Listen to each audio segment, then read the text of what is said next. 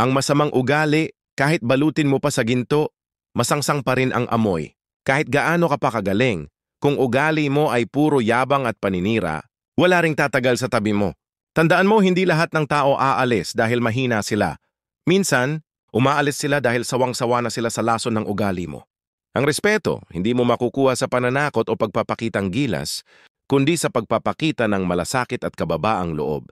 At kung iniisip mo na ayos lang na masama ang ugali basta totoo ka, mali ka, dahil ang pagiging totoo ay hindi lisensya para maging bastos. Kung gusto mong makilala sa mabuting paraan, baguhin mo muna ang ugali mo. Dahil sa huli, hindi titulo, hindi pera, at hindi hitsura ang may iwan sa pangalan mo, kundi kung paano ka naging tao sa kapwa mo. At kung masama pa rin ugali mo hanggang dulo, huwag kang magtaka kung wala ni isang magsindi ng kandila para sa'yo.